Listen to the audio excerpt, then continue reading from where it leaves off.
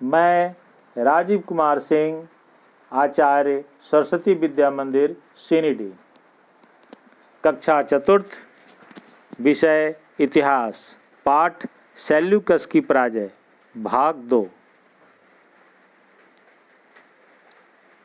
इस पाठ के अध्ययन करने से पहले हम लोग पहले वीडियो भाग 1 में उस सेल्यूकस के बारे में कुछ अध्ययन कर चुके हैं। आज हम सब इसके आगे का अध्ययन करेंगे। प्रवर्तक वीर था, साहसी था, परंतु स्वार्थी था। उसके स्वार्थ ने उसे देशद्रोही बना दिया था। उसने सम्राट बनने की लालसा में सेल्यूकस के पास भारत पर आक्रमण करने का निमंत्रण दे डाला। चाणक्य को सेल्यूकस के पास भेजे गए दूत की जानकारी मिल गई थी, अतः देश के हित में प्रवर्तक का जीवित रहना घातक लगने लगा। इसलिए सेल्यूकस की सेनाओं के आने के पूर्व ही प्रवर्तक को इस संसार से विदा कर दिया गया। प्रवर्तक को देशद्रोह का फल मिल गया। सेल्यूकस को अब कुपरिणाम भुगतना शेष था। प्रवर्तक के दूत का संदेश पाकर सेल्यूकस को भारत पर विजय निश्चित लगने लगा।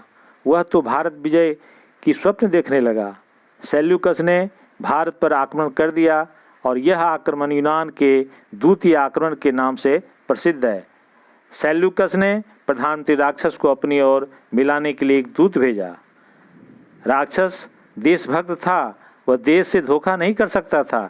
इसलिए चाणक्य का कथन था कि तुमने देश का नमक खाया है, तुम्हारा पालन पोषण देश ने किया है, समाज ने ही तुम्हें इतना महान बनाया है, अतः तुम्हारी भक्ति किसी व्यक्ति के लिए नहीं देश के लिए होनी चाहिए। यह बात उनकी समझ में बैठ गई,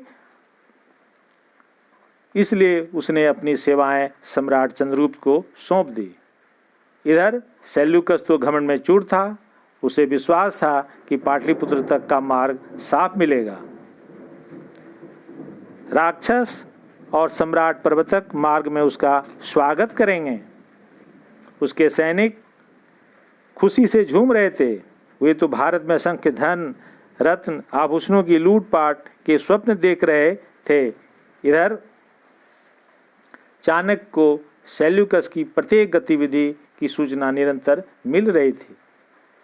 सेल्यूकस के आने से पूर्व ही चंद्रगुप्त की सेनाएं सिंधु नदी के तट पर पहुंच चुकी थी। सिकंदर तो सिंधु नदी पार करके झेलम के तट पर हारा था, परंतु सेल्यूकस को सिंधु नदी के किनारे ही अपने भाग का निपटारा करना था।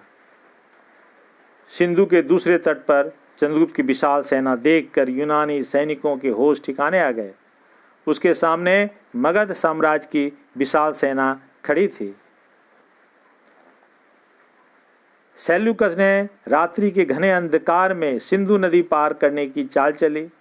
चंद्रगुप्त के सेना नायक भी निपुण थे। इन्होंने भी अपने सैनिकों को नदी के चारों ओर फैलाकर सतर्क कर दिया था। सेल्यूकस की सेना नाव से नदी पार कर रहे थे कि चंद्रगुप्त की सेना ने यूनानी सैनिक पर हमला बोल दिया। ग्रीक सेना में भगदड़ मच गई। भाग कर जाते कहाँ? ग्रीक सेना अब चक्की के 2 पाटों में फंस गई थी। संगठित भारत की सेना के सामने सेल्यूकस के होश गुम हो गए। सामने पराजय देखकर विवश होकर जान बचाने के लिए संधि करना ही सेल्यूकस को उचित लगा। फिर उन्होंने संधि का प्रस्ताव रखा और इस प्रस्ताव में चाणक्य ने संधि की शर्तें तय की।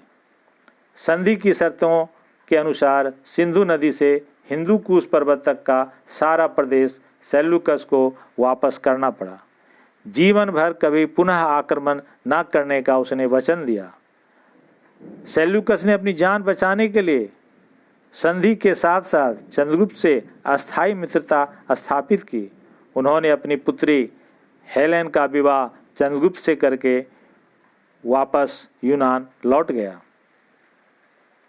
चाणक्य व चंद्रगुप्त के कारण भारत का यश संसार के कोने कोने में फैल गया।